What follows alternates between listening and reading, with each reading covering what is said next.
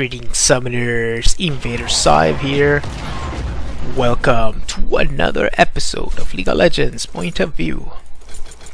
Today I will be playing the newest champion over at the public beta environment, Gnar. And as always, my runes and masteries will be in the description of this video. I will be playing Gnar as a jungler because I promised this on my previous video. I did make a top lane video of him in which I did pretty well. He of course is a champion who was built for the top lane, so he is described as a bruiser, collapsing top, as a bruiser or a straight up tank, and his overall kit is meant to fulfill this role. Now this guy has a really cool gimmick in which he is able to transform into a bigger monstrous version of himself, and that's the mini Gnar, which you are the default mode, and the mega Gnar. The mega Gnar gains a lot of bruiser type abilities and tank abilities, while the mini Gnar is more mobile, has longer range on his auto attacks, more attack speed, so he's more mobile in that regard. And you can see there you have a passive called Rage Gene, which gives you fury as you are in combat, and when it gets to 100%, it's when you can transform. Now the transformation can occur instantly if you press an ability, or it will take a couple of seconds after you hit 100 to actually transform. So we'll see how that we'll see that in a minute. You will see transformation, and the reason why he can be played as a jungler is because he has a pretty awesome passive on the W, which will give you additional damage on your every third attack based on the target's maximum health. So that destroys jungle monsters quite fast. Tank it! Why aren't you tanking this for me? Tank it a few hits. There it is. Thank you. Oh, that's a ton of damage. Thank you for that, team. Excellent. We got this pretty quickly. And the rest of his abilities are pretty awesome as well, but this is the one that makes him an awesome, well, not an awesome, but a decent jungler, or a decent clear of the jungle.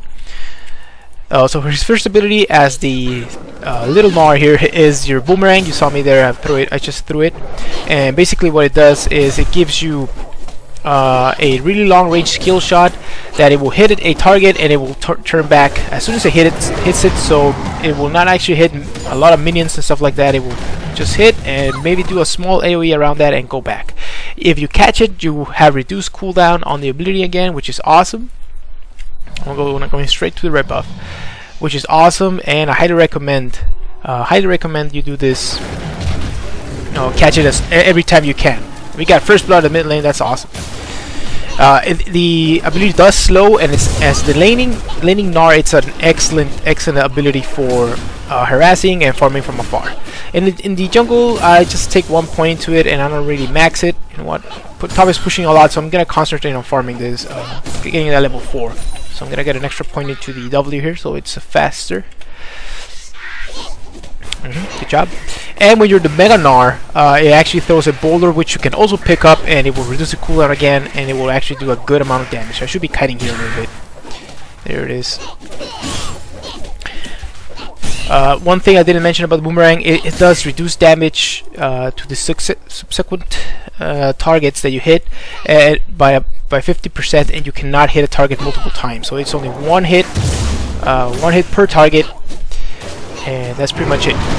The next ability, I already talked about the three hit passive, and when you actually gain, not only do you gain the damage on the target, you also gain a burst of speed, which is pretty awesome. And the mega Gnar gives you I'm gonna cast it right now, a line skill shot that stuns enemies, and it scales off AD.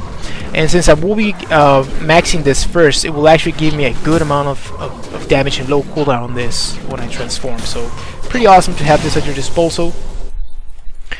And your next ability is your E. Your E is a small leap that gives you attack speed when you're in the mini Gnar form, and you also are able to jump additionally. So if you hit a unit, it doesn't have to be a ally unit or enemy unit, it can be any type of unit, you will gain a little bit more jump. There it is. And the second jump actually gives you has a scaling HP scaling on the damage, so that's pretty awesome to have on the ability. Although it's pretty hard to aim, you have it there, and it's important that you do. And when you're the big Gnar, it's just a regular jump that will do damage based on your max health as well, and it will slow enemies around yourself. So that's pretty awesome to have. He's about to transform, but we can probably do something here. Here we go. Oh, nice jump there.